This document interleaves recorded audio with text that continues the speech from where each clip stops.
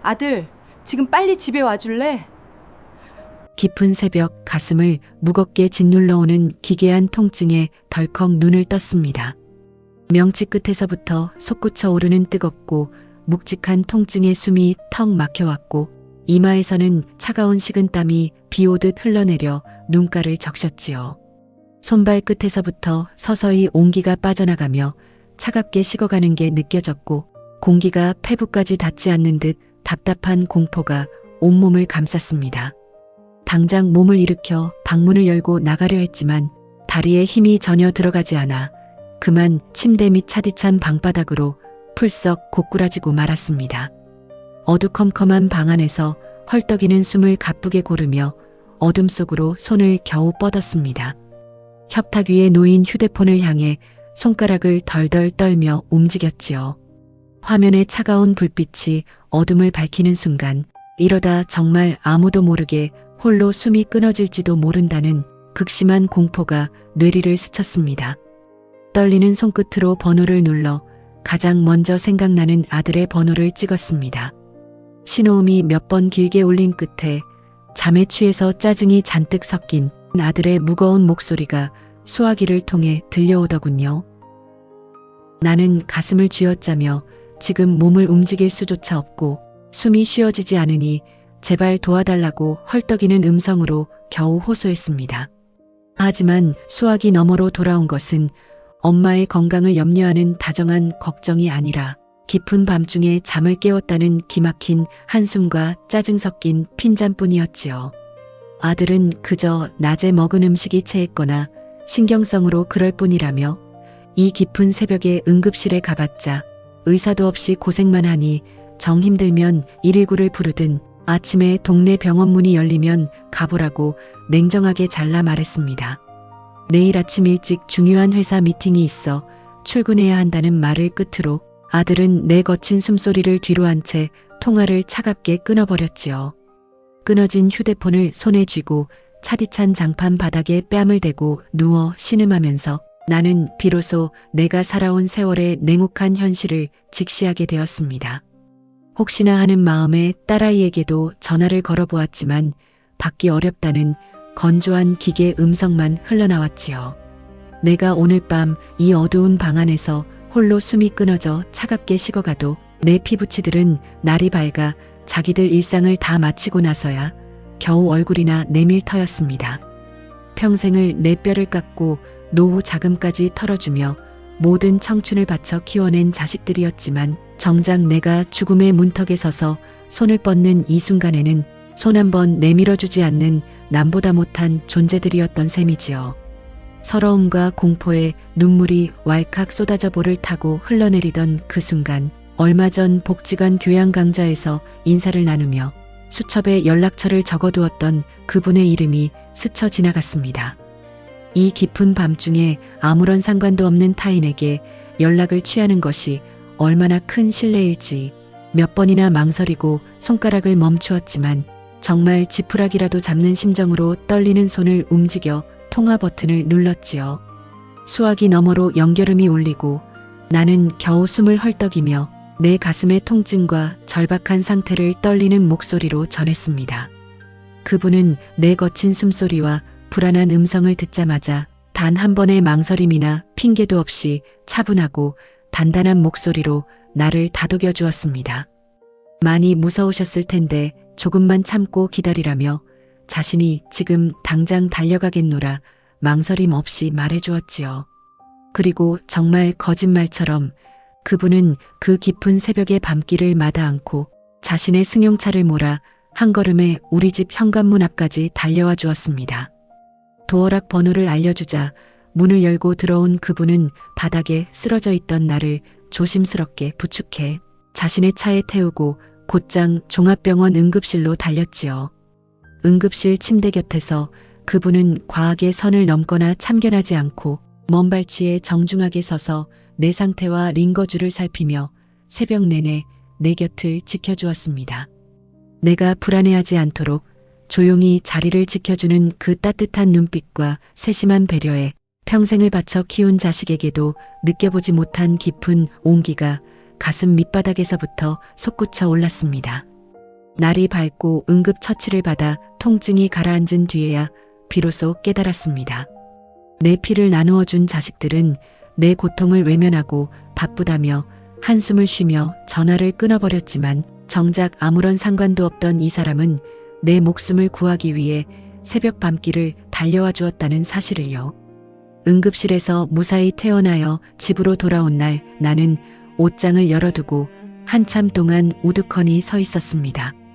텅 빈 거실에는 여전히 냉장고에 웅웅거리며 돌아가는 소리만 맴돌았지만 내 가슴속은 이전과 완전히 다른 서러움과 울컥함으로 뒤흔들리고 있었지요.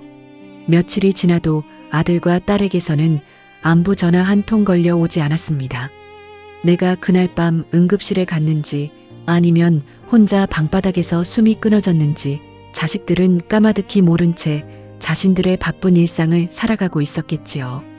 평생을 다 바쳐 뒷바라지했던 피부치들의 무심함이 가슴을 서늘하게 베어냈지만 이상하게도 이번만큼은 그 서러움이 나를 절망 속으로 끌어내리지 못했습니다.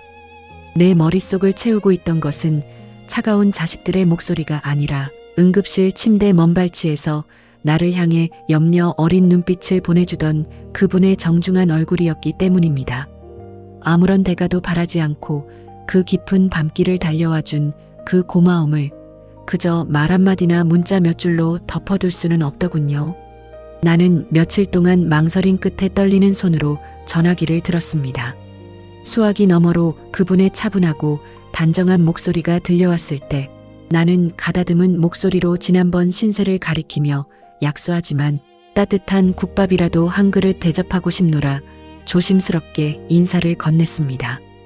그분은 도리어 나를 배려하며 내 몸 상태를 먼저 걱정해 주었고 자신이 대접을 받아도 될지 모르겠지만 기쁘게 나가겠노라 다정하게 응해 주었지요. 며칠 뒤 우리는 동네 어귀의 조용한 국밥집에서 마주 앉았습니다. 수십 년 동안 남편과 자식들 밥상만 차려주며 살았지 누군가에게 식사를 대접하며 마주 앉아본 적이 언제였는지 까마득하더군요. 얼결에 마주 앉은 식탁 위에서 숟가락을 놓는 위치조차 어색해서 손끝이 다 떨렸습니다. 하지만 그분은 내 어색함을 단번에 알아채고는 과하게 다가오지 않으면서도 정중한 거리를 유지해 주었습니다. 내가 국물을 뜨기 편하게 양념통을 슬그머니 내 쪽으로 끌어다 놓아주고 내가 말을 시작할 때면 숟가락을 가만히 내려놓고 내 눈을 따뜻하게 바라보며 귀를 기울여 주었지요.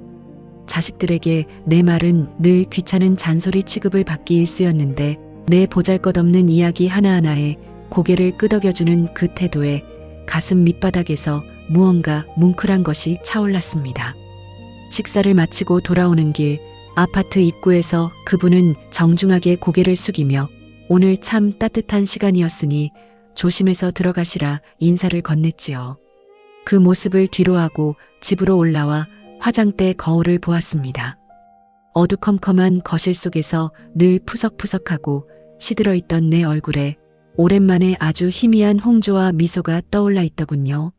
장롱 깊숙이 넣어두었던 고운색의 머플러를 꺼내 목에 둘러보기도 하고 먼지가 쌓여있던 립스틱을 집어들어 옅게 발라보기도 했습니다. 수십 년 만에 가슴이 설레고 내가 살아 숨쉬고 있다는 감각이 너무나 소중했습니다. 그런데 며칠 뒤 예고도 없이 집에 찾아온 딸아이가 거실 테이블 위에 놓인 내 머플러를 가만히 쳐다보더니 안 하던 머플러는 왜 꺼내놨으며 요즘 어디를 그렇게 돌아다니느냐고 날선 목소리로 추궁하기 시작했습니다. 딸아이의 목소리에는 반가움 대신 무언가를 바짝 탐색하는 날선 가시가 박혀 있었고 나를 향한 그 의심 어린 눈초리는 거실 테이블 위로 서늘하게 돋아나고 있었지요. 딸아이는 날카로운 눈빛으로 내 옷매무새와 거실 안을 한참 동안 돌아보았습니다.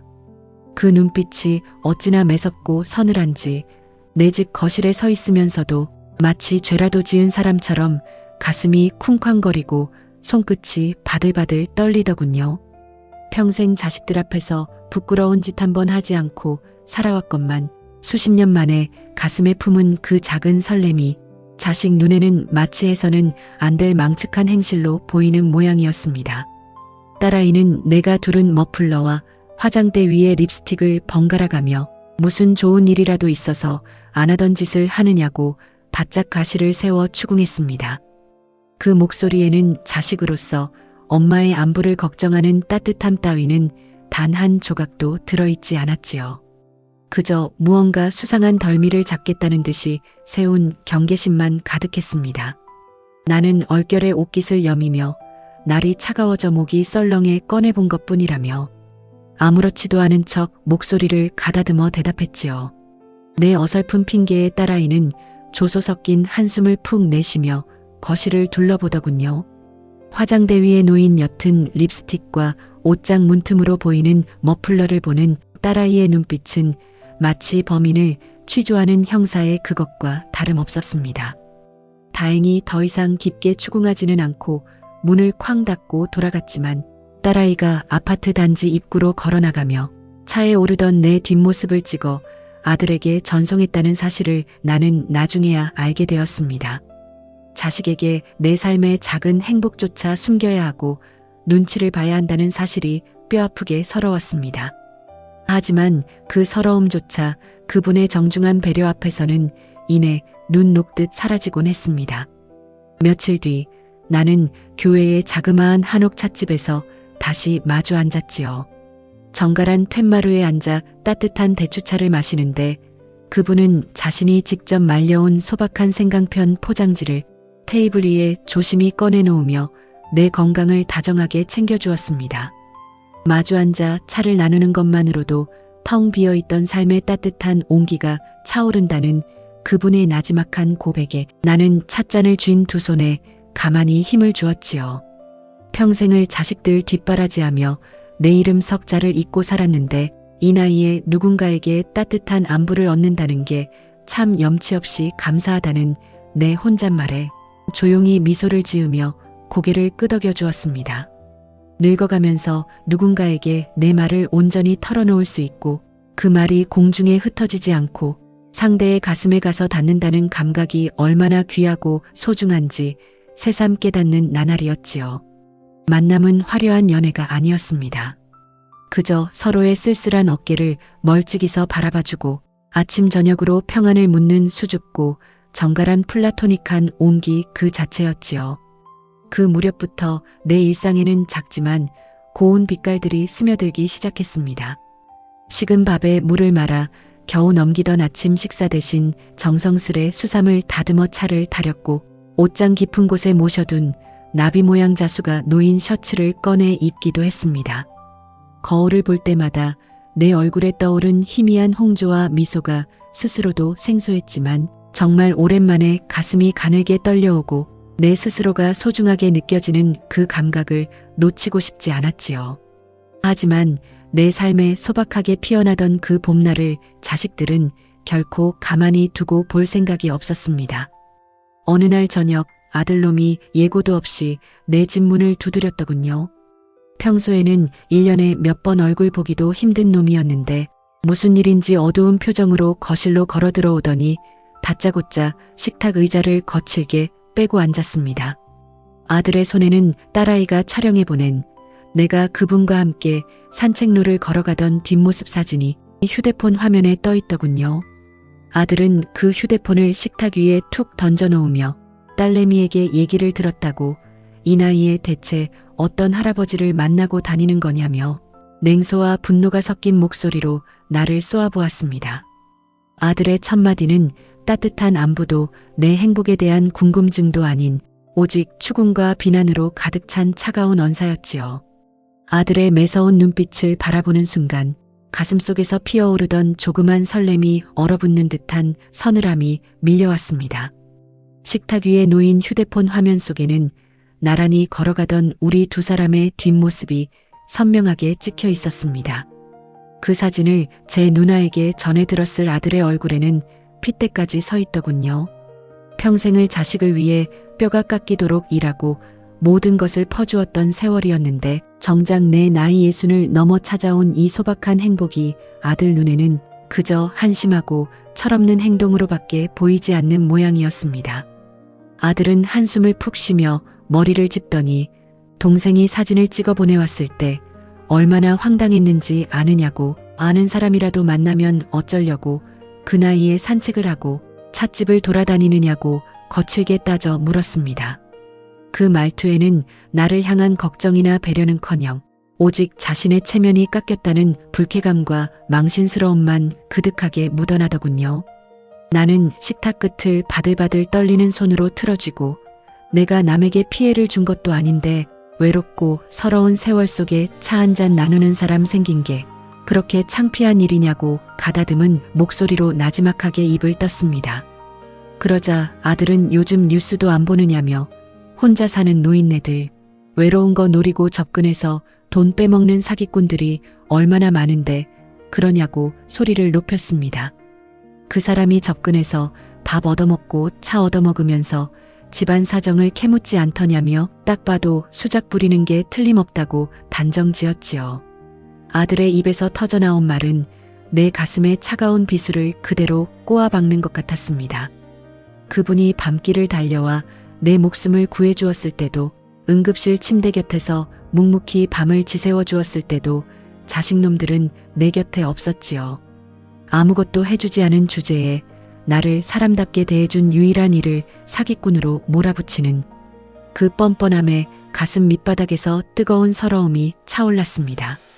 나는 그분이 내가 아파 방바닥을 기어다니며 전화를 걸었을 때 밤길을 달려와 응급실까지 데려다준 사람이라며 내가 바쁘다며 전화를 끊어버리던 그 밤에 내 목숨을 구한 사람이라고 떨리는 목소리로 응급실 이야기를 꺼냈습니다. 그러자 아들놈은 찔렸는지 순간 당황한 기색을 보이더군요.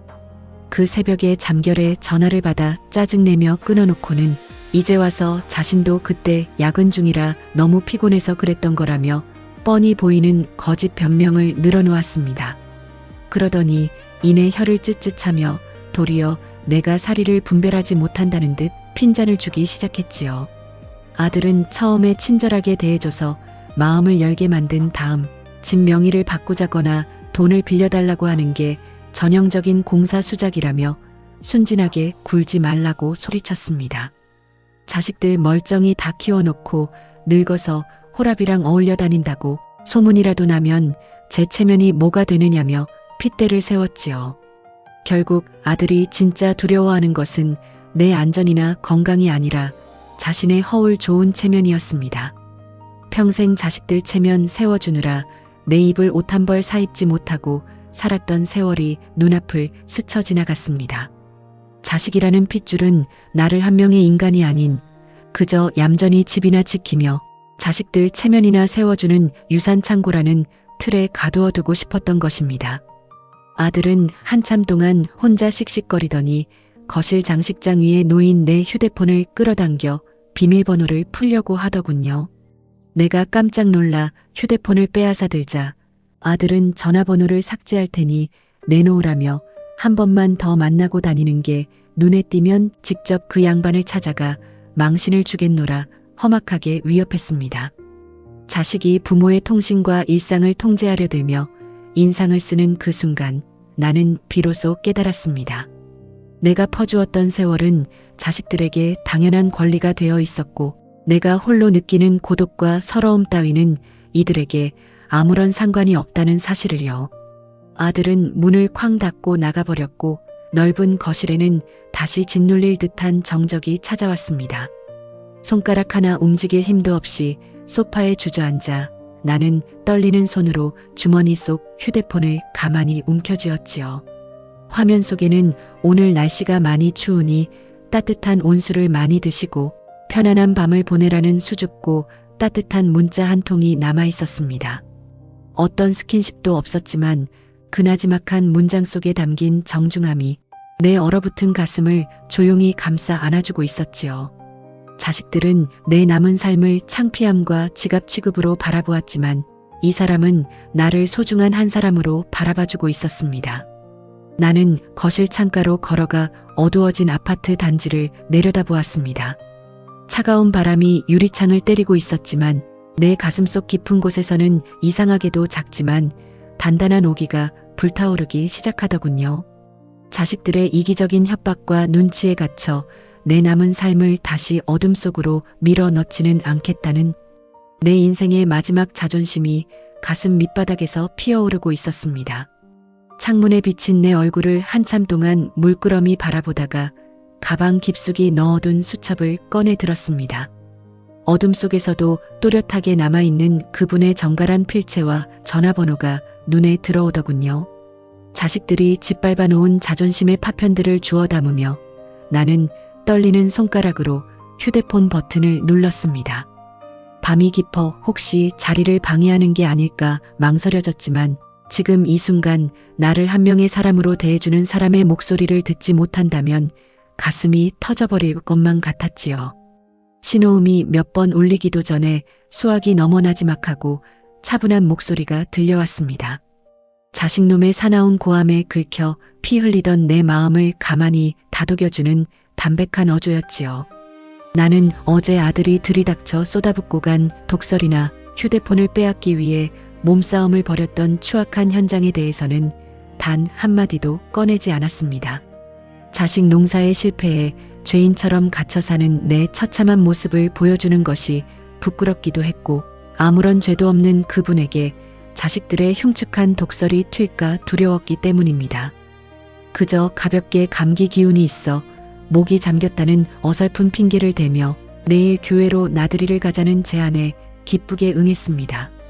전화를 끊고 난 뒤 나는 오래전에 사두고 차마 입지 못했던 옷들을 꺼내어 걸어놓았습니다. 자식놈들이 내 삶에 칼날을 들이대며 협박을 가해온다 한들 내가 내 발로 걸어나가는 삶의 온기까지 빼앗기게 둘 수는 없더군요. 이튿날 아침 나는 오랫동안 닫혀있던 화장대 거울 앞에 앉았습니다.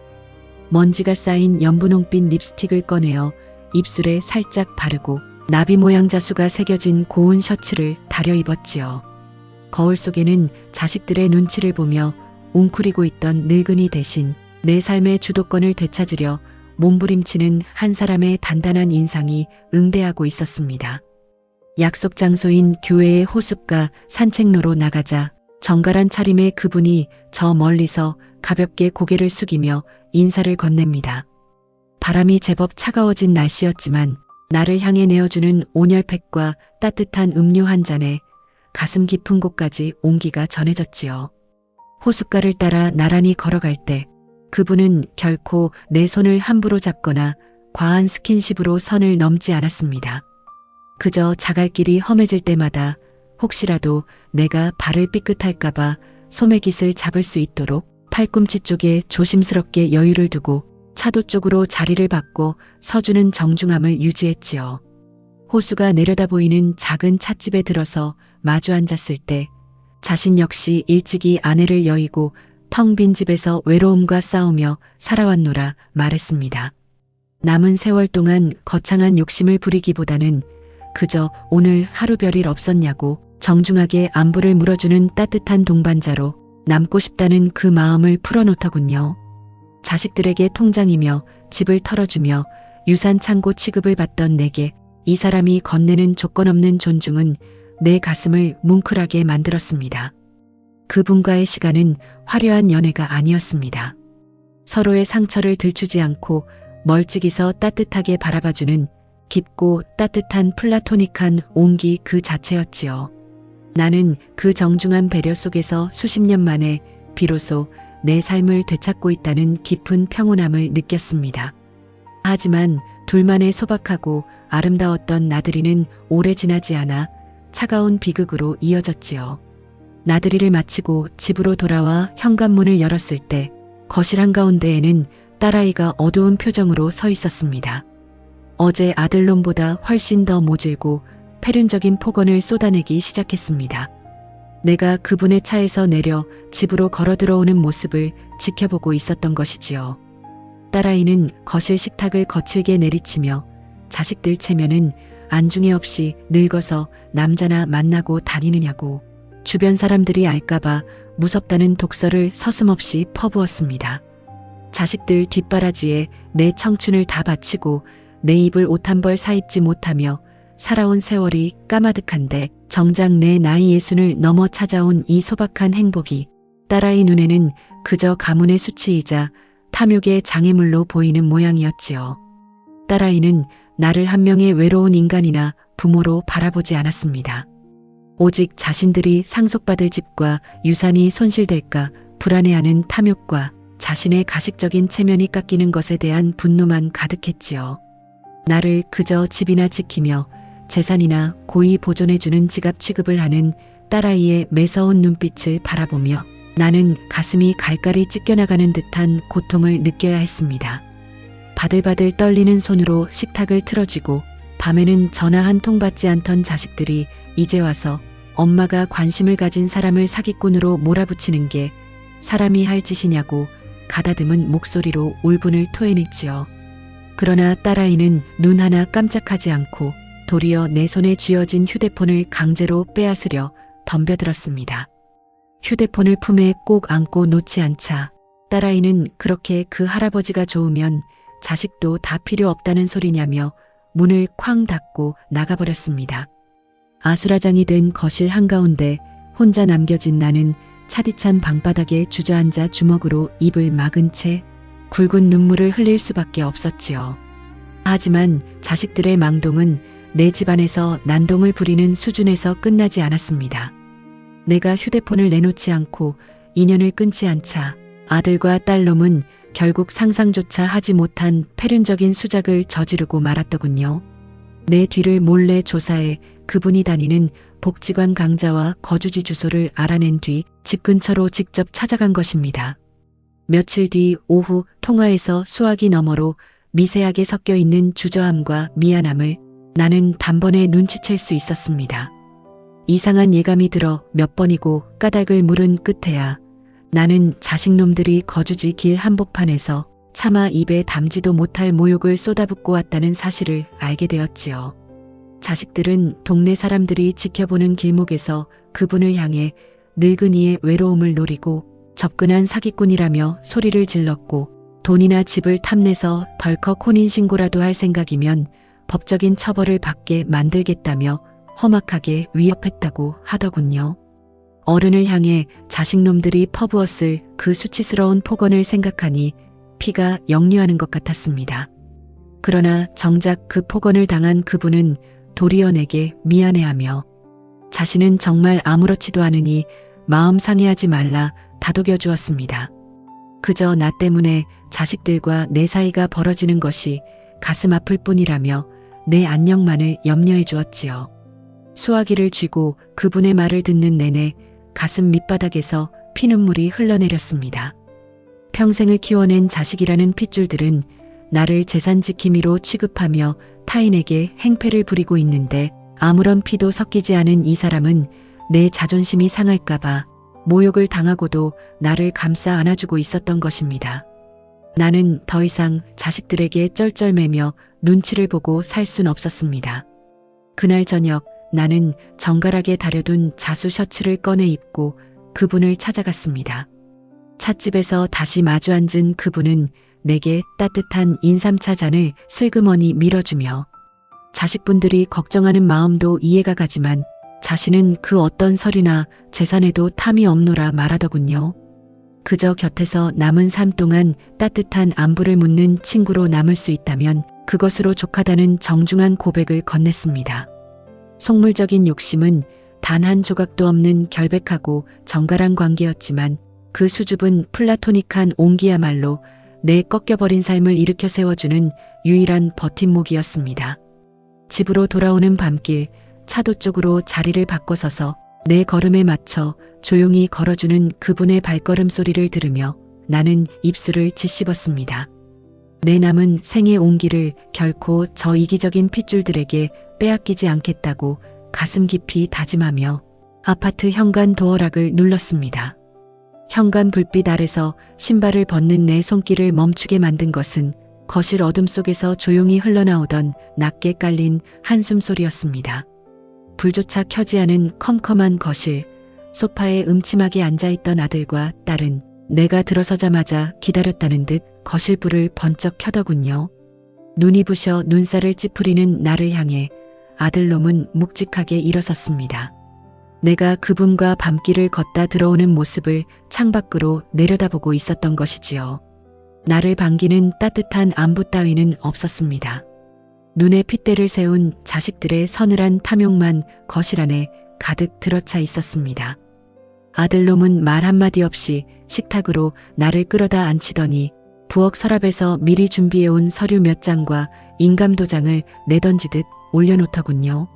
사기꾼에게 속아 집을 빼앗기기 전에 차라리 지금 증여 수속을 밟거나 나중에 다른 사람에게 재산이 넘어가지 않도록 유산에 대한 공증을 당장 문서로 남기라는 요구였습니다. 자식이라는 핏줄이 내민 서류의 본질은 결국 엄마는 껍데기만 가지고 살다가 죽을 때 재산이나 순순히 내놓으라는 노골적인 협박과 다름없었지요. 내가 평생을 바쳐 마련한 집 한 채와 노후 자금 얼마를 두고 자식들은 나를 이미 사리 분별도 못하는 늙은이 취급하며 저들끼리 계산기를 튕기고 있었습니다. 돈 문제 앞에서는 신속하고 매섭게 단합하여 나를 죄인처럼 몰아세우더군요. 그 뻔뻔하고 추악한 본색을 목도하는 순간 내 가슴속 깊은 곳에서 오랫동안 참아왔던 뜨거운 분노가 치밀어 올랐습니다. 나는 자식놈들이 내밀어 놓은 공증 서류를 뚫어지게 바라보았습니다. 서류 구석에 적힌 적나라한 숫자들과 내 명의로 된 집 주소를 보면서 내가 평생을 바쳐 키워낸 결실이 고작 자식들의 탐욕을 채워줄 수단에 불과했다는 사실에 피눈물이 흘렀지요.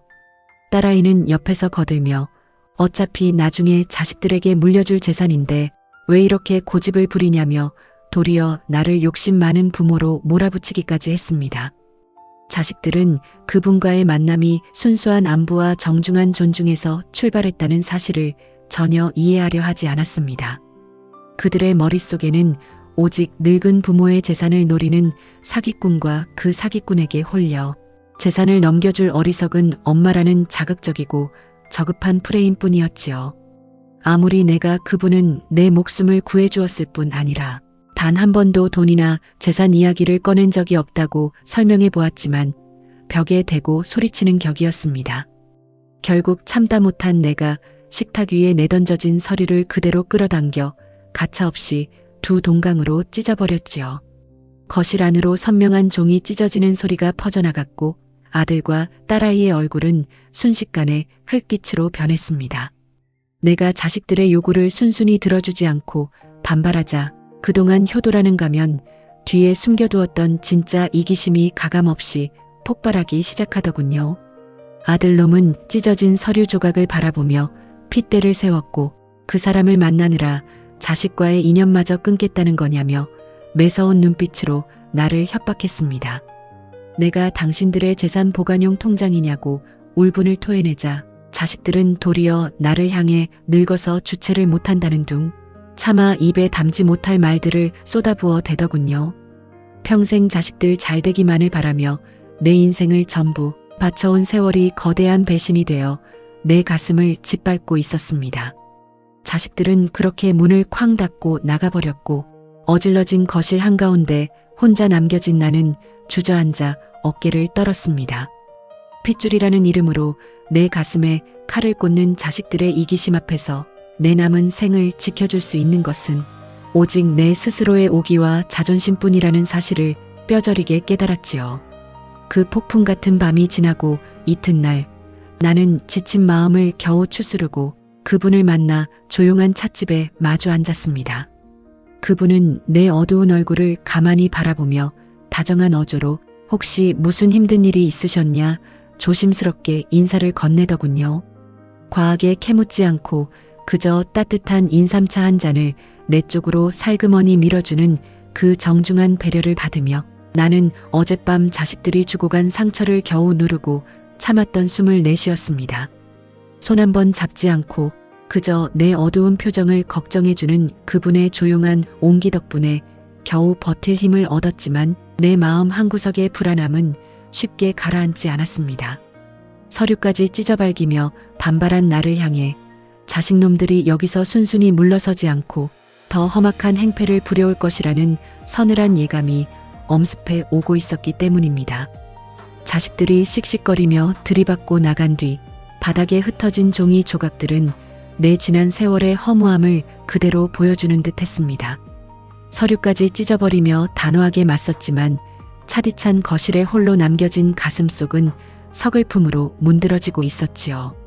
평생 내 몸 부서지는 줄 모르고 키워낸 자식들에게 나는 그저 언젠가 걷어들여야 할 재산 주머니에 불과했다는 깨달음이 뼈를 깎는 아픔으로 밀려왔습니다.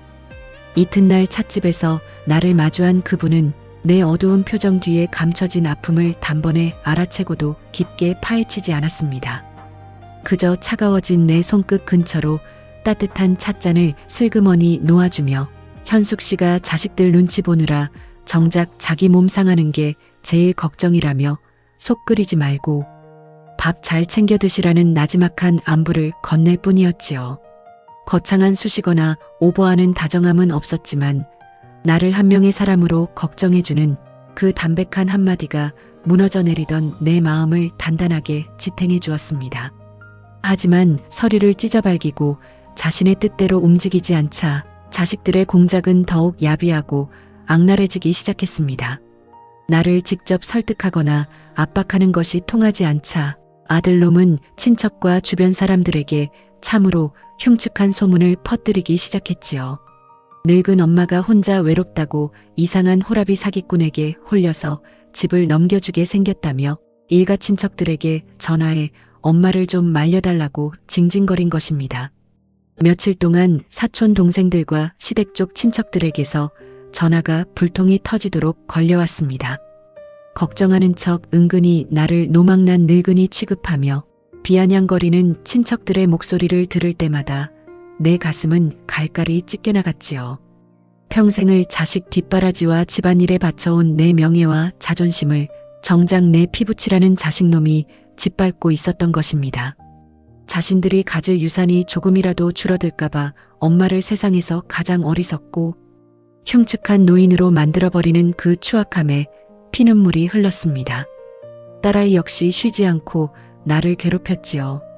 주말마다 불쑥 찾아와 내 휴대폰 비밀번호를 풀라고 소리를 지르는가 하면 거실을 샅샅이 뒤지며 그분과 주고받은 선물이나 편지가 있는지 수색하듯 집안을 어지럽혔습니다. 자식들의 목적은 단 하나였습니다. 나를 정신적으로 피말리게 만들고 고립시켜 결국 자신들이 내민 증여 서류에 인감도장을 찍게 만들려는 것이었지요. 그 서러운 폭풍 속에서도 내가 무너지지 않을 수 있었던 것은 그분이 보여준 담백하고 정갈한 태도 덕분이었습니다. 친척들의 비아냥과 자식들의 감시 속에서도 그분은 매일 아침 저녁으로 현숙 씨, 오늘 하루도 별일 없이 편안히 보내시라는 소박한 문자로 내 안부를 챙겨주었습니다. 과하게 감정을 강요하지도 자식들의 행패에 같이 핏대를 세우지도 않으며 그저 묵묵히 내 편이 되어 조용한 시선으로 나를 바라봐 주었지요. 자식들은 날 향해 노망이 났느니 재산을 빼앗길 거라느니 모욕을 퍼부었지만 정작 그분은 단 한 번도 내 재산이나 집 이야기를 꺼낸 적이 없었습니다. 도리어 고생 많았던 지난 세월 다 잊고 이제는 현숙 씨 본인 인생을 사시라고 나지막하게 다독여 주었지요. 핏줄이라는 이름으로 내 삶을 통제하려 드는 자식들의 탐욕과 남이라고 부르던 이 사람이 보여주는 조건 없는 존중이 너무나 선명하게 대비되었습니다. 어느 날 저녁 자식들의 끊임없는 협박과 친척들의 차가운 시선에 가슴이 답답해진 나는 거실 창문을 열고 어두운 밤하늘을 올려다보았습니다. 차가운 바람이 볼을 스쳤지만 가슴 밑바닥에서는 자식들을 향한 맹목적인 희생을 끝내겠다는 단단한 결의가 치밀어 올랐지요. 내가 퍼주었던 세월을 권리로 착각하고 내 마지막 행복마저 짓밟으려는 자식들의 이기심에 더 이상 끌려다니지 않겠다고 다짐했습니다. 나는 내 남은 인생을 스스로 지켜내기로 결심했습니다. 자식들에게 빼앗길까봐 눈치 보며 살던 집과 재산, 그리고 무엇보다 나라는 사람의 존엄을 지키기 위해 이제는 단호하게 내 삶의 주도권을 쥐어야 할 때임을 깨달은 것이지요. 그리고 그 결심을 실행에 옮기기도 전 자식들은 마침내 넘어서는 안 될 마지막 선을 넘고 말았습니다. 내가 뜻대로 되지 않자 자식들이 그분의 집 근처까지 찾아가 차마 입에 담지 못할 난동을 부렸다는 소식을 들었을 때 내 머릿속은 순간 하얗게 마비되는 것 같았습니다. 내 핏줄이라는 이유 하나만으로 그동안 자식들의 몰상식함을 가슴에 꾹꾹 눌러 담아왔건만 아무런 죄도 없는 남에게까지 찾아가 행패를 부렸다는 사실에 피가 역류하는 듯한 분노와 수치심이 온몸을 감쌌지요. 나는 손을 덜덜 떨며 옷을 깨어 입고 곧장 그분의 동네로 달려갔습니다. 도착해서 마주한 그분의 얼굴은 평소와 다름없이 차분했습니다. 길거리에서 자식놈들에게 사기꾼이니 재산 노리는 늙은이니 하는 욕설을 들었을 때 속이 어땠을지 생각하니 나는 그분 앞에 고개조차 들 수가 없더군요. 평생을 자식 잘 키웠노라 스스로 위안하며 살아온 내 세월이 통째로 부정당하는 참담한 기분이었습니다. 내가 미안해서 어쩔 줄 몰라 하며 주저앉아 눈물만 흘리자 그분은 내 쪽으로 조용히 물 한 잔을 내밀며 나를 다독여 주었습니다. 자식들이 부모 재산 지키겠다고 안달이 나서 그런 것이니 현숙 씨가 너무 자책할 필요 없다고 자신은 정말 괜찮으니 마음 쓰지 말라며 도리어 내 건강을 먼저 걱정해 주더군요. 자식들에게 당한 모욕보다 나 때문에 그분이 겪은 곤욕이 더 가슴 아팠지만 그 정중하고 단단한 배려 앞에서 나는 비로소 내 남은 삶을 어떻게 끌고 가야 할지 명확하게 깨달았습니다. 더 이상 자식이라는 핏줄에 매여 죄인처럼 눈치 보고 살 순 없었습니다. 남의 집 앞까지 찾아가 행패를 부리는 모습은 내가 지켜온 마지막 정마저 산산조각 내버렸지요. 나는 그 자리에서 결심했습니다. 내 집으로 돌아가 자식들과의 이 기이하고 모질었던 인연의 고리를 내 손으로 직접 끊어내겠노라고 말입니다. 집으로 돌아온 나는 거실 한가운데 식탁에 가만히 앉아 아들과 딸에게 전화를 걸었습니다. 할 말이 있으니 지금 당장 집으로 들어오라고 오늘 끝장을 보자고 단호하게 말했지요. 내 냉랭해진 목소리에 자식놈들은 자신들의 협박이 드디어 통했거나 드디어 집 증여 서류에 도장을 찍어줄 모양이라고 착각했는지 한 걸음에 달려와 현관문을 열어젖히더군요. 거실로 걸어 들어오는 아들과 딸아이의 얼굴에는 은근한 승리감과 기고만장함이 서려 있었습니다. 아들놈은 식탁 의자를 턱 당겨 앉으며 진작에 이렇게 자식들 말 들을 것이지 왜 그렇게 고집을 부려 일을 크게 만드냐며 도리어 나를 훈계하듯 말하더군요. 딸아이 역시 옆에서 거들며 그 사람한테 더 이상 연락 안 하기로 약속하고 오늘 증여 서류에 도장 찍으면 자식들도 다 잊어주겠노라며 뻔뻔하게 구는 모습에 내 가슴속에서 차갑게 식어있던 분노가 치밀어 올랐습니다. 나는 가방 속에서 인감도장 대신 미리 준비해 두었던 서류 한 장을 식탁 위에 툭 내려놓았습니다. 그것은 자식들이 바라는 재산 증여 계약서가 아니라 내가 가진 모든 재산을 사회에 환원하거나 공익재단에 기부하겠다는 유언 공증 절차를 알아보는 서류였지요. 자식놈들의 눈동자가 순식간에 흔들리기 시작했습니다. 서류 제목을 확인한 아들놈의 얼굴에서 기고만장하던 기색이 사라지고 당황함과 분노가 뒤섞인 표정이 떠오르더군요. 딸아이는 이게 무슨 미친 짓이냐며 소리를 높였습니다. 평생 자신들의 수발을 들고 요구하는 대로 통장을 털어주던 부모가 제 발로 돈과 유산을 틀어쥐고 정면으로 반기를 들 줄은 꿈에도 몰랐던 것입니다. 나는 떨리지 않는 단단한 목소리로 두 자식을 똑바로 바라보며 입을 떴습니다. 내가 아파 죽어가던 그 새벽에 바쁘다며 전화 끊었던 너희들의 차가운 목소리를 나는 평생 잊지 못한다고. 너희가 원하는 게 오직 이 집과 내 통장에 든 돈뿐이었다면 오늘부로 그 헛된 꿈은 깨끗이 접으라고 말해주었지요. 자식이라는 핏줄 뒤에 숨어서 부모를 재산보관용 통장 취급하고 남에게 행패를 부린 대가가 무엇인지 똑똑히 보여주겠노라며 나는 식탁 위에 기부 서류를 자식들 쪽으로 바짝 밀어붙였습니다. 기부 관련 서류가 식탁 위를 스쳐 제 앞으로 바짝 다가오자 아들놈은 얼굴이 빨갛게 달아오르며 서류를 덥석 낚아채듯 집어들었습니다. 종이를 훑어내리는 아들의 손가락이 미세하게 떨리고 있더군요. 옆에서 서류 내용을 함께 확인한 딸아이 역시 입을 크게 벌린 채 내 얼굴과 서류를 번갈아 바라보며 말을 잇지 못했습니다. 자신들이 상속받을 거라 당연하게 믿고 있던 집 한 채와 통장에 든 노후 자금이 한순간에 허공으로 날아갈 판이었으니 아이들에게는 세상이 무너지는 것 같은 충격이었겠지요. 아들놈은 한참 동안 서리를 뚫어지게 바라보다가 이내 핏대를 바짝 세우며 식탁을 손바닥으로 거세게 내리쳤습니다. 늙어서 진짜 노망이 난 거냐며 제정신으로 어떻게 자식들을 두고 남 좋은 일 시키는 기부에 도장을 찍을 생각을 하느냐고 펄쩍펄쩍 뛰더군요. 평생 자식들을 위해 모든 것을 내어주던 부모가 제 뜻대로 움직이지 않고 가장 아픈 곳인 돈줄을 틀어주자 자식이라는 가면은 온데간데 없이 사라지고 추악한 본색만 온전히 드러나고 있었습니다. 딸아이도 참지 못하고 내 앞으로 다가와 내 팔을 억지로 틀어주듯 잡으며 소리를 높였습니다.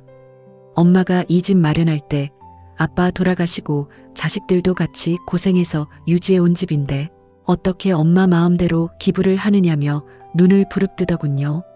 그 손길이 어찌나 거칠고 매정한지 내 팔뚝에 붉은 멍자국이 올라오는 것 같았습니다. 하지만 나는 예전처럼 자식들의 성화와 눈물에 휘둘려 미안해하거나 어쩔 줄 몰라 하지 않았지요. 내 팔을 거칠게 움켜쥔 딸아이의 손을 단호하게 털어내며 식탁 의자에 똑바로 허리를 세우고 앉아 자식놈들의 눈을 가만히 응시했습니다. 이 집은 너희 아버지가 남겨준 작은 유산과 내 평생의 피땀으로 지켜낸 내 명의의 소유라고 너희가 성인이 된 이후 이 집의 보탬이 되기는커녕 수시로 사업 자금이다, 전세 보증금이다 하며 내 통장에서 빼간 돈만 해도 집 한 채 값은 좋게 넘을 거라며 나지막하게 말해주었습니다. 너희가 부모를 한 명의 사람으로 존중하고 최소한의 효도라도 하려 했다면 내 재산은 당연히 너희 몫이었겠지만 너희는 스스로 부모를 버린 것이라고 말해주었지요. 내 입에서 나온 차갑고 명확한 사실들에 아들과 딸아이는 순간 당황한 기색을 숨기지 못했습니다. 평생 뭐든 달라고 하면 속절없이 퍼주기만 하던 엄마의 입에서 자신들이 과거에 빌려가고 떼어먹은 돈 이야기와 응급실 전화 외면건이 또박또박 터져나올 줄은 몰랐던 것입니다. 아들놈은 슬그머니 내 눈치를 보며 말투를 바꾸더군요. 자신도 그때 야근 중이라 너무 피곤해서 그랬던 거지. 진짜 엄마가 아픈 줄은 몰랐다며 자식 마음을 왜 그렇게 왜곡해서 받아들이느냐고 변명을 늘어놓기 시작했습니다. 딸아이 역시 갑자기 눈시울을 붉히는 척하며 자식들이 엄마 걱정돼서 그 사람 찾아간 거였지. 언제 재산 탐내서 그랬냐며 억울하다는 듯 손수건을 꺼내 들더군요. 그러나 자식들의 그 어설픈 감성파리와 가식적인 눈물은 이미 내 마음을 흔들지 못했습니다. 내가 외롭고 서러울 때는 돌아보지도 않다가 재산이 사회로 환원된다는 말을 듣고서야 비로소 눈치를 보고 읍소하는 그 모습이 도리어 한심하고 징그럽게 느껴질 뿐이었지요. 아무런 피도 섞이지 않은 그분은 내 표정 하나, 숨소리 하나에도 가슴을 졸이며 건강을 챙겨주었건만 피를 나눈 자식들은 오직 제 주머니에 들어올 돈 계산에만 눈이 멀어가식을 떨고 있었던 것입니다. 나는 식탁 위에 놓인 기부 관련 유언 공증 절차 서류를 다시 내 앞으로 깔끔하게 정돈해 끌어당겼습니다. 그리고 아들과 딸을 향해 단호한 어조로 마지막 통보를 했습니다. 너희가 그동안 엄마에게 한 행동을 생각하면 오늘 당장 공증을 마쳐도 시원찮지만 내가 마지막으로 너희에게 부모로서 기회를 주겠다고 말입니다. 내 명의의 집과 통장에 손을 대려거든 지금 당장 이 집에서 나가라고, 그리고 그분의 집이나 동네에 다시 한번 찾아가 행패를 부리거나 내 일상에 찾아와 행패를 부리는 날에는 그 즉시 변호사를 불러 이 서류에 정식으로 인감도장을 찍고 법적 절차를 마칠 것이라 말해주었습니다. 내 재산이 탐나서라도 너희는 앞으로 내 눈치와 그분의 눈치를 보며 정중하게 살아갈 수밖에 없을 거라며 나는 식탁 서랍을 열어 인감도장을 꺼내 자식들이 똑똑히 보는 앞에서 가방 속에 깊숙이 넣어 잠갔습니다. 아들과 딸아이의 얼굴은 수치심과 분노, 그리고 재산을 영영 잃을지도 모른다는 극도의 불안감으로 일그러졌지요. 제 꾀에 제가 빠져 부모의 유산을 수렁 속에 밀어넣은 꼴이 된 자식놈들은 더 이상 나를 향해 핏대를 세우지도 못한 채 거칠게 숨만 헐떡이고 있었습니다. 나는 식탁에서 일어나 거실 창문을 넓게 열어젖혔습니다. 자식들이 풍기던 추악한 탐욕의 냄새를 털어내듯 차가운 밤바람이 거실 안으로 들이쳤고 내 가슴속을 짓누르던 억울함과 서러움도 조금씩 정돈되는 기분이었지요. 기부 관련 서류라는 강수를 두자마자 부모를 재산 보관용 통장 취급하며 기고만장하던 자식들의 기세가 순식간에 꺾이던 그 얼굴들이 떠올랐습니다. 자식이라는 핏줄에 약해져 오냐오냐 하며 살았던 지난 세월이 허망하기도 했지만 내 재산과 인생의 주도권을 내가 확실하게 틀어쥐어야만 비로소 한 사람으로 대우받는다는 사실을 뼈저리게 확인한 밤이었지요. 이튿날 아침 나는 잘 다려진 자수 셔츠를 정갈하게 입고 밖으로 나섰습니다. 자식들의 모욕과 추악한 탐욕에 짓눌려 시들어가지 않고 내 남은 삶을 예쁘게 가꾸며 살겠다는 나 자신과의 약속이기도 했습니다. 찻집에서 나를 마주한 그분은 고운 옷차림을 한 내 모습을 보고 조용히 미소를 지어보냈습니다. 과하게 이유를 묻지 않고 그저 차가워진 내 손 근처로 따뜻한 차 한 잔을 슬그머니 밀어주며 자식 일로 속 끓이지 말고 본인 몸부터 잘 챙기라며 나지막하게 당부했습니다. 과한 스킨십이나 오버하는 감정 표현 없이 나라는 사람의 존재를 염려해주는 그 담백하고 정중한 거리감이 자식들이 긁어놓은 내 가슴의 상처를 따뜻하게 다독여 주었습니다. 한편 기부 서류의 매서운 맛을 본 자식들의 태도는 그날 이후 눈에 띄게 달라지기 시작했습니다. 이전 같았으면 거실 문을 부술 듯 열고 들어와 핏대를 세우며 소리를 질렀을 아들놈과 딸아이가 이제는 집에 들어올 때조차 슬그머니 눈치를 보며 신발을 고르게 정돈해 놓더군요. 혹시라도 내 기분을 나쁘게 만들었다가 식탁 밑에 넣어둔 그 서류에 진짜로 인감도장이 찍힐까봐 바짝 긴장한 기색이 역력했습니다. 주말이면 전화 한 통 없던 아들놈은 창거리를 사들고 불쑥 찾아와 억지 웃음을 지어 보였습니다. 거실에 앉아 내 눈치를 살피며 어디 편찮으신 데는 없느냐, 식사는 잘 챙겨 드시느냐며 전에 없던 안부를 물어대더군요. 그 가식적인 질문 속에는 엄마를 향한 효심 따위가 아니라 유언 서류의 행방을 살피려는 계산적인 속셈이 훤히 들여다보였습니다. 딸아이 역시 마찬가지였지요.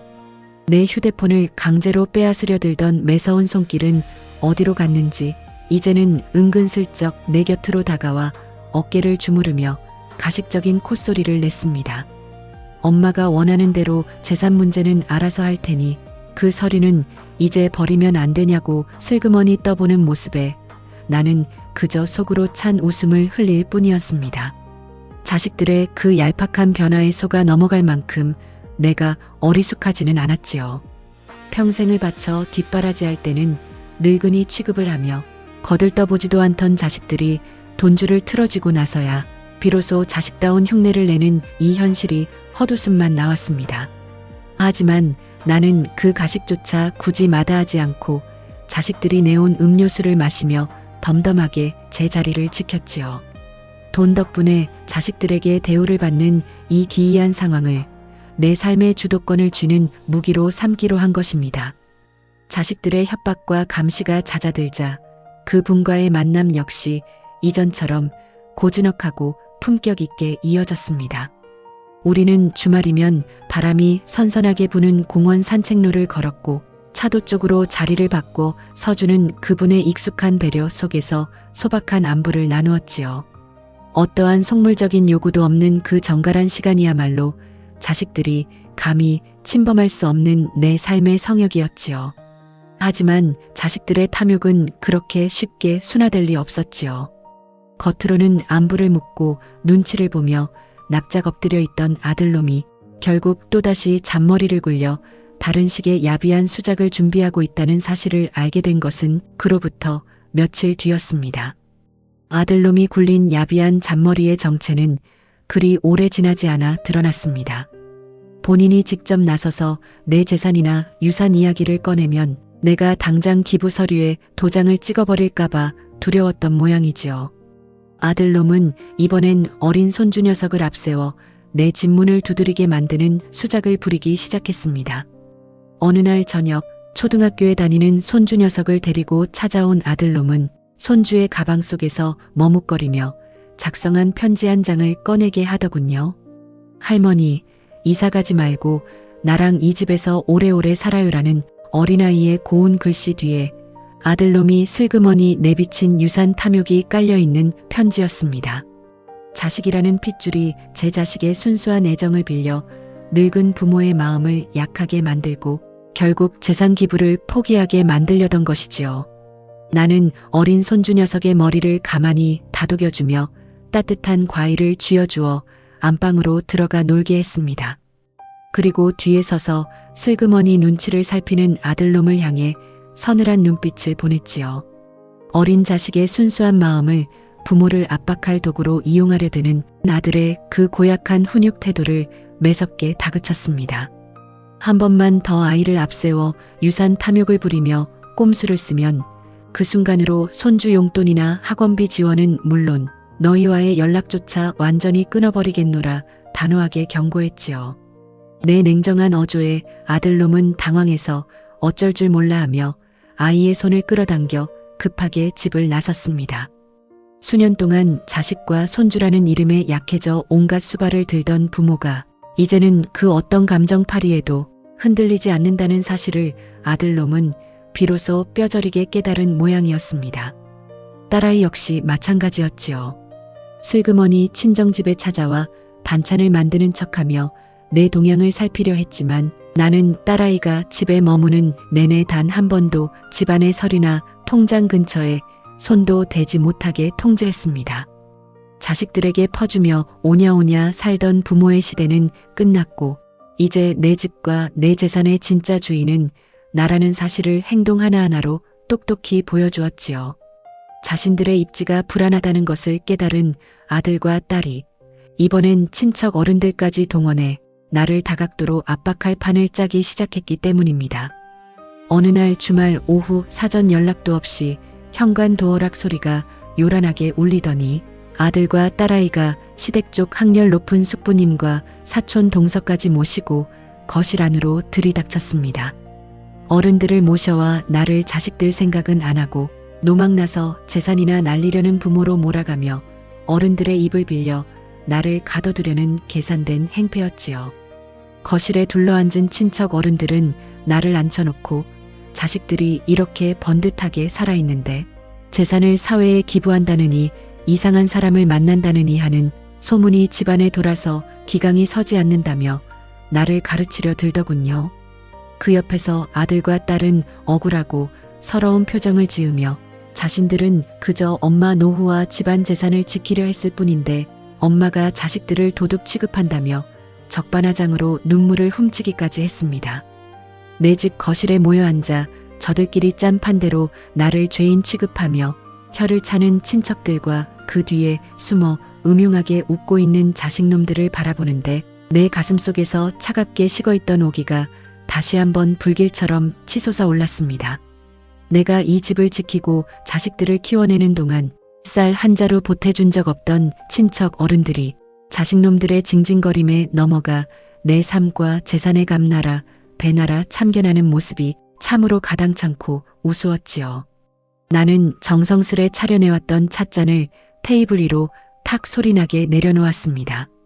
그리고 나를 훈계하듯 바라보는 숙부님과 친척들의 눈을 하나하나 똑바로 바라보며 남의 집 재산과 자식 농사에 참견하기 전에 내가 혼자 방바닥에 쓰러지던 날 자식들이 전화를 어떻게 끊었는지부터 똑똑히 들으라며 서늘하게 입을 열었습니다.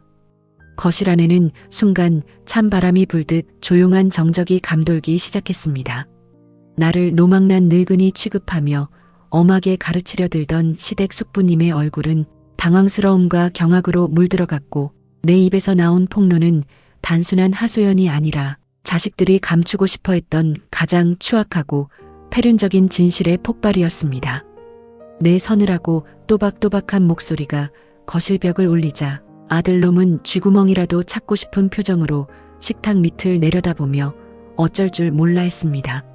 숙부님의 매서운 눈길이 아들놈에게 꽂히자 아들놈은 식은땀을 뻘뻘 흘리며 그때는 야근 중이라 정신이 없어 조금 체하신 줄로만 알았다고 허겁지겁 거짓 변명을 늘어놓더군요.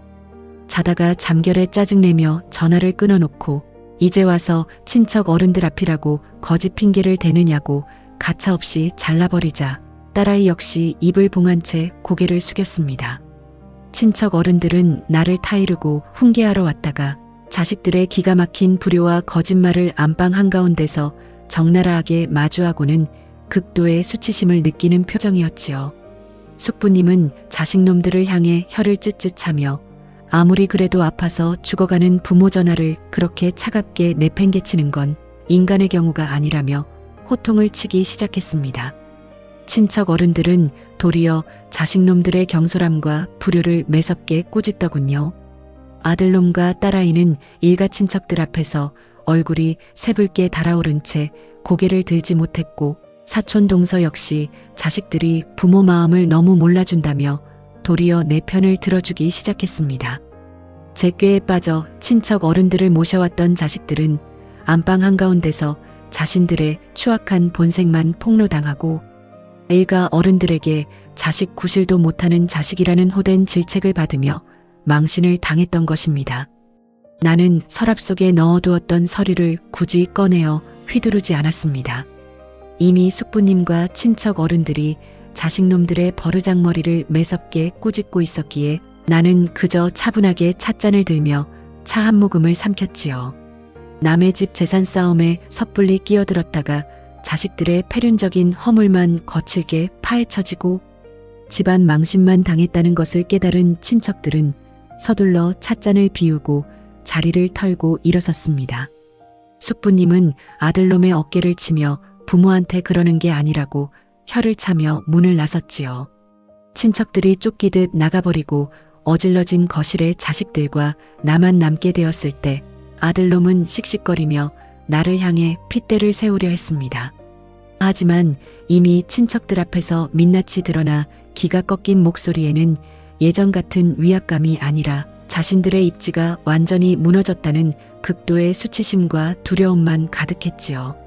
나는 눈 하나 까딱하지 않고 아들과 딸을 똑바로 바라보며 차갑게 식어있는 목소리로 통보했습니다. 너희가 내게 퍼부은 모욕과 배신은 결코 지워지지 않는다고. 앞으로 한 번만 더 친척을 동원하거나 치사한 수작을 부린다면 그 즉시 변호사를 불러 이 집과 통장의 모든 권리를 정리하겠다고 말이지요. 자식놈들은 제 꾀에 제가 넘어가 부모의 유산을 제 손으로 날려버릴 위기에 처하자 더 이상 한마디도 반박하지 못한 채 쫓겨나듯 현관문을 열고 나가버렸습니다. 친척들까지 망신을 당하고 돌아간 뒤 거실 안은 오랜만에 무거운 침묵이 감돌았습니다. 자식들이 소리를 지르며 헤집어 놓고 간 식탁 위를 닦아내고 어질러진 의자를 정돈하는데 이상하게도 가슴 한구석이 서늘하면서도 묵직한 평온함이 밀려오더군요. 핏줄이라는 허울에 얽매여 평생 죄인처럼 눈치 보고 살던 세월을 내 손으로 직접 끊어냈다는 실감이 비로소 온몸으로 느껴졌습니다. 다음 날 아침 나는 평소보다 일찍 일어나 옷장 깊은 곳에 챙겨두었던 옷을 꺼내 입고 밖으로 나섰습니다. 자식들이 퍼뜨린 흉측한 소문과 친척들의 차가운 시선에 갇혀 집안에만 웅크리고 있기엔 내 남은 날들이 너무나 아까웠으니까요. 교회의 작은 찻집에서 나를 마주한 그분은 내 어두운 기색이 조금 거친 것을 알아챘는지 과하게 묻지 않고 조용히 미소를 지어 보였습니다. 그분은 내 쪽으로 조심히 따뜻한 유자차 한 잔을 밀어주며 그동안 마음고생이 참 많으셨을 텐데 이제는 다른 사람 눈치 보지 말고 현숙 씨 본인 몸과 마음부터 아끼라는 나지막한 인사를 건네더군요. 과한 다정함이나 거창한 말 대신 나라는 존재를 한 명의 사람으로 귀하게 여겨주는 그 담백한 한마디에 가슴속 깊은 곳까지 온기가 전해져 왔습니다. 그저 일정한 거리를 지켜주는 그 정중함 속에서 나는 비로소 내 삶의 주도권을 되찾았음을 확신했습니다. 자식들은 내 집과 통장에 든 돈을 빼앗기 위해 온갖 치사한 수작을 부렸지만 이 사람은 어떠한 재산이나 조건도 요구하지 않은 채 그저 내 안녕만을 염려해 주었으니까요. 피를 나눈 자식들의 탐욕과 남이라고 부르던 이 사람이 보여주는 조건 없는 존중이 너무나 선명하게 대비되었습니다.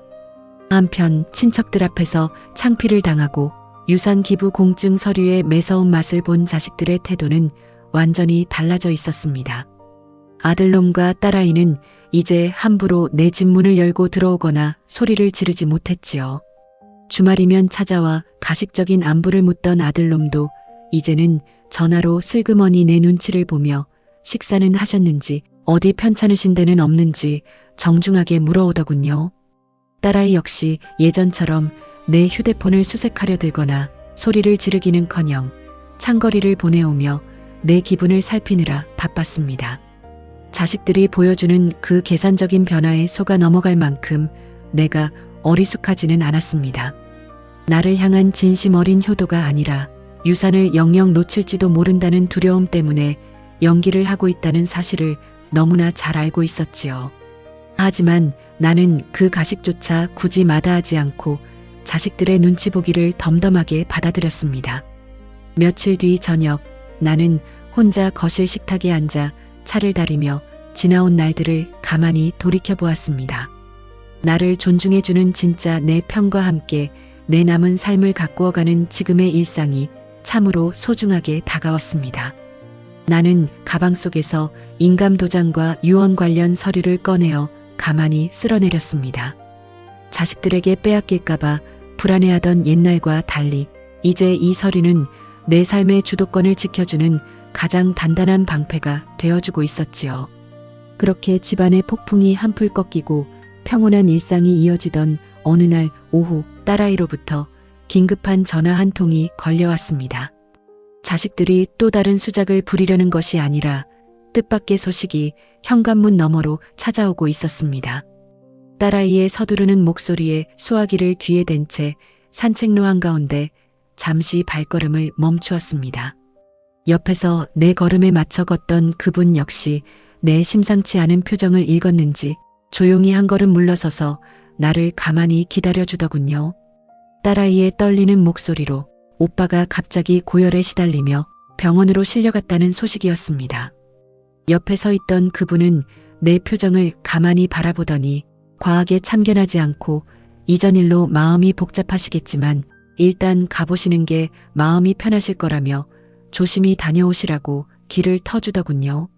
나는 택시를 잡아타고 아들이 입원해 있다는 종합병원 응급실로 향했습니다. 응급실 입구에 들어서자 딸아이가 허겁지겁 달려나와 내 눈치를 살피며 아들이 있는 침상 쪽으로 안내했습니다. 침대에 누워 링거를 맞고 있는 아들의 얼굴은 예전 거실에서 나를 향해 핏대를 세우며 소리를 지르던 그 기고만장함은 온데간데 없이 하얗게 질려 있었습니다. 내가 침상 곁으로 다가가자 아들놈은 차마 내 눈을 똑바로 바라보지 못하고 고개를 돌리더군요. 자식이 아파 누워있는 모습을 보니 애증이 얽힌 가슴 밑바닥에서 핏줄이라는 찌릿한 아픔이 스쳐 지나갔지만 나는 예전처럼 어쩔 줄 몰라 하며 눈물을 흘리거나 안절부절 못하지 않았습니다. 나를 버렸던 자식들의 차가운 무심함이 얼마나 잔인한 짓이었는지 아이들 스스로 뼈저리게 느끼기를 바랄 뿐이었습니다. 아들놈은 링거 바늘이 꽂힌 손을 옴짝달싹 못한 채 나지막한 목소리로 죄송하다는 말을 겨우 내뱉더군요. 엄마가 아팠을 때 자식들이 얼마나 못된 짓을 했는지 병원에 누워보니 이제야 알겠다며 지은 죄가 많아서 벌을 받는 것 같다고 눈시울을 붉히는 아들의 모습에 내 가슴도 서글프게 문드러졌습니다. 자신들이 직접 아파보고 나서야 홀로 신음하던 부모의 외로움을 조금이나마 돌아보게 된 모습이었지요. 하지만 나는 예전처럼 마음이 약해져 순순히 받아주지 않았습니다. 식탁 맞은편의 자식들을 똑바로 바라보며 앞으로 내 남은 삶과 재산은 오롯이 내 자존감과 행복을 위해 쓰일 것이라 단호하게 일러두었지요. 자식들은 내 단단해진 태도에 더 이상 고집을 부리지 못하고 고개를 숙였습니다. 자식들이 돌아간 뒤 나는 망설임 없이 현관 도어락 비밀번호부터 바꿨습니다. 아이들이 제 집처럼 불쑥 찾아오던 번호를 바꾸고 내 일상과 공간의 경계를 분명히 세운 것이지요. 그리고 오랫동안 잊고 지냈던 따뜻한 배춧국을 끓여 홀로 밥상을 차려 먹었습니다. 내 집의 진짜 주인이 되어 차려낸 소박한 밥 한 끼가 가슴 밑바닥까지 단단한 오기와 뿌듯함을 채워주더군요. 다음 날 사전 연락도 없이 찾아와 도어락이 열리지 않자 배를 누른 아들에게 신발장 문턱 너머로 차갑게 한마디를 건넸습니다. 앞으로 찾아올 때면 미리 안부를 묻고 오라고 말이지요. 아들은 조용히 과일 바구니를 내밀며 문을 닫고 나갔고, 그렇게 부모 자식 간의 존중이라는 분위기가 조금씩 싹트고 있었습니다. 외출 차비를 마친 뒤 아파트 정문을 나섰을 때 휴대폰 화면에는 교회로 나가는 기차표를 끊어두었으니 역 앞 광장에서 기다리겠습니다라는 그 사람의 반가운 문자가 도착해 있었습니다. 역 광장에서 따뜻한 음료를 내밀며 은은한 눈인사를 건넸습니다. 조용한 열차에 몸을 실어 창밖 풍경을 바라보는 동안 오랫동안 가슴에 쌓여있던 앙금이 말끔히 씻겨 내려가는 듯 했지요. 타인이었던 이 사람에게서 아무런 대가 없이 한 사람의 인격체로 존중받는 삶의 온기를 느끼고 있었습니다. 수목원 숲길을 나란히 걸을 때 주말에 오겠다는 딸아이의 조심스러운 안부 문자가 도착했습니다. 부모의 공간을 인정하고 다가오는 자식의 변화를 확인하며 나는 답장 대신 휴대폰 전원을 조용히 꺼서 가방 깊숙이 넣었습니다. 숲길 끝자락의 조용한 찻집에 마주 앉아 따뜻한 차를 마실 때 내 눈을 바라보며 나지막하고 차분한 목소리로 말했습니다. 나 때문에 자식들과 인연이 끊어지는 아픔을 겪지 마세요. 서류상의 변화는 없어도 괜찮습니다. 그저 지금처럼 가끔 차 한잔 나누며 서로의 안부를 묻는 것만으로도 내게는 충분히 귀한 인연입니다.